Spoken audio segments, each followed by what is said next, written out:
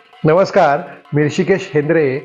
महाऋषिटेरियन tails या माझ्या YouTube चॅनलवर आपल्या सगळ्यांचे सहर्ष स्वागत.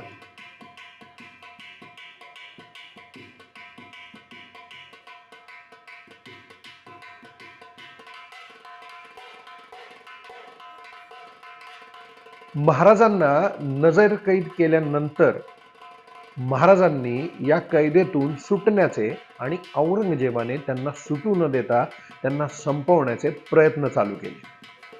यातूनच या दोघांमधील डाव आणि प्रतिडाव असा एक खेळ चालू झाला.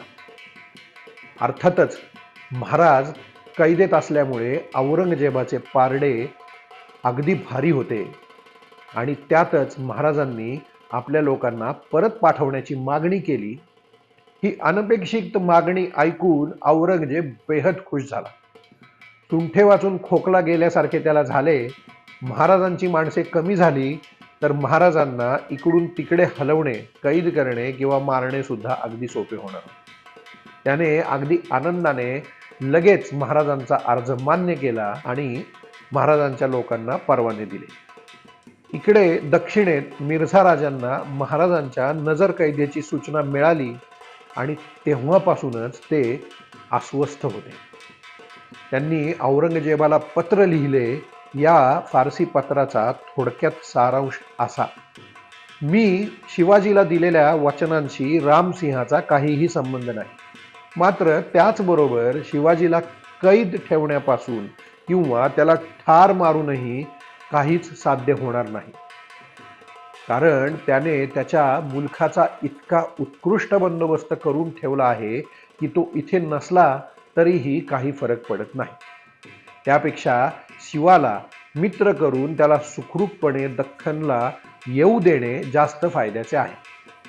यामुळे आपली उद्दिष्टे पूर्ण होऊ शकतील आणि जनसामान्यांमध्ये विश्वास निर्माण होईल की शाही अधिकाऱ्यांना दिलेली वचने विश्वसनीय असतात. या पत्राबरोबरच मिर्झा राजांनी भोजराज कछवाह यालाही एक गुप्त पत्र पाठवले, ज्यामध्ये त्यांनी रामसिंहासाठी एक निरोप पाठवला होता. तो असा: शिवाजी आग्र्यास आहे.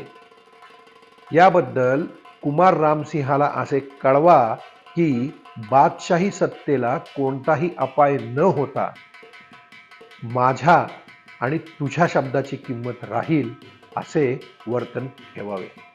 या पत्राला औरंगजेबाने केराची टोपली दाखवली, पण या पत्राचा एक फायदा झाला. औरंगजेबाने रामसिंहाला महाराजांच्या जामिनातून मुक्त केले. एकीकडे बादशहाने महाराजांच्या माणसांना दख्खनला जाण्याची परवानगी दिली होती, तर दुसरीकडे त्याने रामसिंहाला महाराजांच्या जबाबदारीतून मुक्त केले होते. त्यामुळे आता औरंगजेब महाराजांचे काहीही करायला मोकळा झाला होता, पण त्याला हे माहीत नव्हते की महाराजांनाही तेच हवे होते. रामसिंहाने जमानत रद्द झाली असूनही आपले पहारे महाराजांच्या भोवतून हलवले नाहीत. ते अजूनही महाराजांच्या आणि फौलाद खानाच्या मध्ये संरक्षक भिंत बनून उभे होते. मिर्झा राजांनी औरंगजेबाला आणखीन एक अर्ज केला की एकतर दख्खनचा संपूर्ण अधिकार माझ्याकडे सोपवून द्या आणि भरपूर कुमक पाठवा, किंवा तसे जमत नसेल तर त्यांना दरबाराकडे परत बोलवून घ्या. मिर्झा राजांना दख्खनच्या मोहिमेवर पाठवले त्यावेळी औरंगजेबाचा विश्वास मिर्झा राजांवर होता.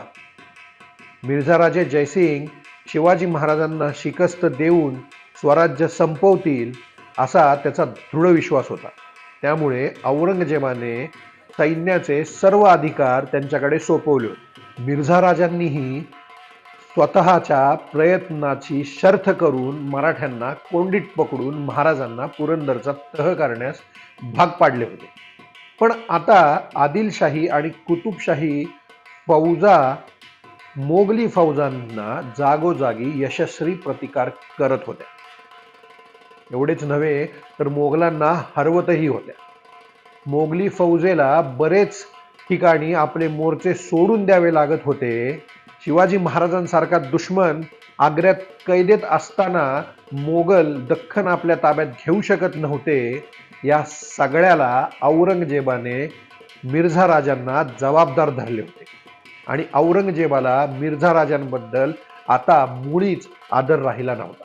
मिर्झा राजांचा त्यांना परत बोलवण्याचा अर्ज आल्यावर तर तो दुसऱ्या कुणावरही दख्खनची मोहीम सोपवण्यापेक्षा औरंगजेबाने स्वतः दक्षिणेच्या मोहिमेवर जाण्याचा निर्णय घेतला. आपण या मोहिमेवर आग्र्यापासून दूर असताना रामसिंहाला आग्र्याचा फौजदार नेमावे, म्हणजेच आग्र्यात कैद असलेले महाराज त्याच्या ताब्यात राहणार होते.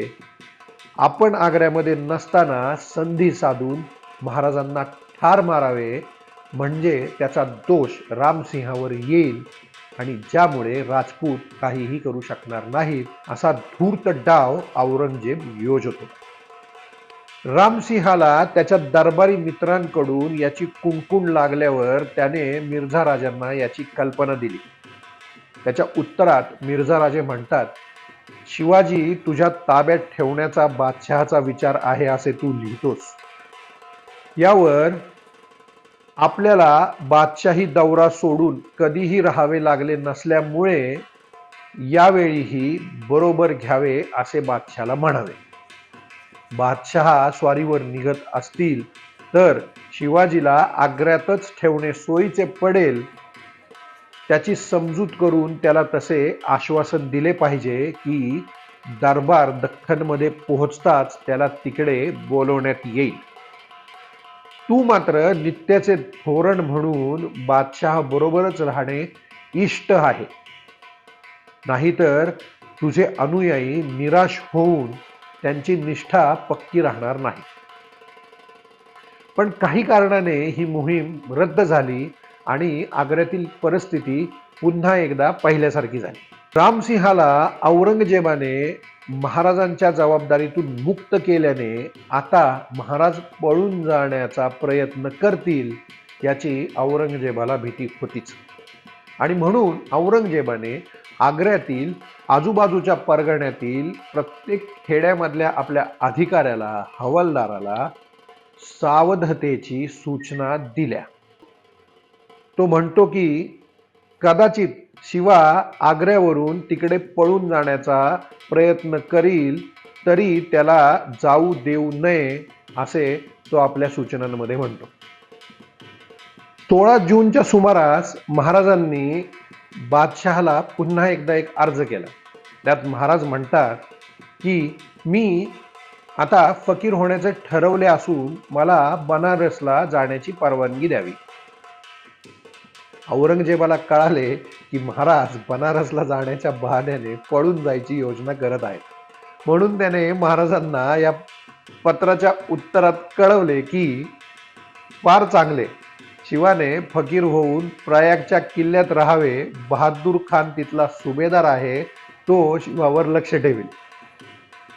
प्रयागचा किल्ला कैद्यांना ठेवण्यासाठी आणि त्यांचा काटा काढण्यासाठी कुख्यात होता. महाराजांना हे माहीत होते, त्यामुळे महाराजांनी हे मंजूर केले नाही आणि पुन्हा एकदा परिस्थिती जैसे थीच राहिली.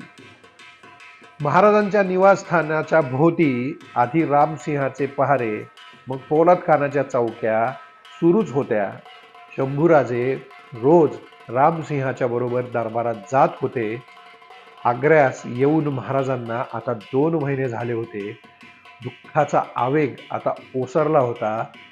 महाराजांची भेट रामसिंह, सिद्दी पोलाद खान, तेजसिंह या मंडळींशी होत होती आणि महाराज त्यांच्याबरोबर अगदी सावधपणे बोलत होते. दरबारी लोकांना खुश ठेवण्याचे उद्योग महाराजांनी चालूच ठेवले होते. अकील खानाच्या आणि मोहम्मद अमीन खानाच्या तर्फे महाराजांनी बादशहाला आणखीन एक अर्ज केला की आपण आपले सर्व किल्ले बादशहाला देण्यास तयार आहोत, फक्त किल्ल्यांचा ताबा देण्यासाठी आपणास परत जाऊन द्यावे, कारण माझ्या नुसत्या पत्रावर माझे अधिकारी हे किल्ले आता बादशहाला देणार नाहीत. मला त्यांच्याशी लढून ते किल्ले बादशहाला द्यावे लागतील. हे पत्र मिळाल्यानंतर औरंगजेबाने मिर्झा राजांना पुन्हा एकदा एक पत्र पाठवले आणि विचारले शिवाचे काय करावे. यावर मिर्झा राजांनी उत्तर पाठवले की पूर्वी शिवाजीला परत जाऊ द्यावे असे मी विनवले होते, तेव्हा दख्खनमधील परिस्थिती थोडी निराळी होती. आता मोगलांची परिस्थिती थोडी बिकट झाली असल्यामुळे शिवाजीला इकडे सोडणे शहाणपणाचे होणार नाही. परंतु तिथे ठेवण्यात सावधगिरी राखली पाहिजे, नाहीतर त्याच्या जीवित व स्वातंत्र्य धोक्यात आहे अशी कल्पना झाली म्हणजे त्याचे दक्षिणेतील अंमलदार निराशेने आदिलशहाला मिळतील आणि मग मात्र अनाधुंदी माजेल, बखेडा मात्र होईल. मिर्झा राजे पुढे म्हणतात, शिवाजीवर मला खुद्द बादशहांनी पाठवले. अगदी थोड्याच वेळात मला यश प्राप्त झाले आणि नंतर हजारो युक्त्या वापरून त्याला आणि त्याच्या मुलाला दोघांनाही मी बादशहाच्या समोर पाठवून दिले. बादशहांना या गोष्टीची माहिती आहेच. असे असूनही दरबारी लोक आता म्हणतात की शिवाजी हा असा होता हे तुला माहीत असताना त्याला कशाला दरबारात पाठवले. असे ऐकतो तेव्हा मी त्याला पन्हाळ्यावर पाठवले तेव्हाही जयसिंहाने त्याला आपल्या काबूतून पळून जाण्याची संधी दिली अशी लोकांनी टीका केली होती. आणि आता त्याला ताब्यात आणून देण्याकरता बादशाही मुलखात पाठवले, तरीही कशाला पाठवले म्हणून म्हणतात. या प्रकारांनी एवढे झाले की अर्धवट राहिलेले विजापूरचे प्रकरण मात्र अधिक घोटाळ्यात पडले आहे. मिर्झा राजांची तारेवरची कसरत संपतच नव्हती. त्यांना आपल्या दरबारातील नाजूक झालेल्या परिस्थितीची चांगलीच कल्पना होती. या पत्राच्या उल्लेखावरून आपल्याला असे दिसून येईल की बादशहाच्या पायी आपले इमान ठेवलेले मिर्झा राजे बादशहाची आपली बांधिलकी जपत एकीकडे शिवाजी महाराजांना अपाय होऊ नये म्हणून प्रयत्न करत होते, तर दुसऱ्या बाजूला ते आपल्या स्वतःची बाजू सावरण्याचाही प्रयत्न करत होते. आपल्या केलेल्या प्रयत्नांचे पाढे वाचत होते. आपण बादशहाच्या हिताच्या गोष्टी करत असल्याचे सांगत होते. त्यांना माहीत होते की एक छोटीशी चूक सुद्धा बादशहा सहन करणार नाही आणि त्यांना शिक्षा द्यायला मागे पुढे पाहणार नाही. मिर्झा राजांसारख्या मोठ्या सरदारांची ज्याने आपले संपूर्ण आयुष्य बादशहाच्या चाकरीत घालवले होते, मोठमोठ्या मोहिमा जिंकून साम्राज्य वाढवले होते, औरंगजेबाला तर सिंहासन मिळवून देण्यामध्ये त्यांचा मोठा हात होता. वेळोवेळी आपली योग्यता सिद्ध केली होती, अशा सरदाराच्या मानेवर सुद्धा बादशहाच्या लहरी स्वभावाची टांगती तलवार होती, तर बाकीच्यांची काय खात्री. आज इथेच थांबूया. पुन्हा भेटूया पुढच्या भागात. तोपर्यंत जय महाराष्ट्र, जय शिवराय.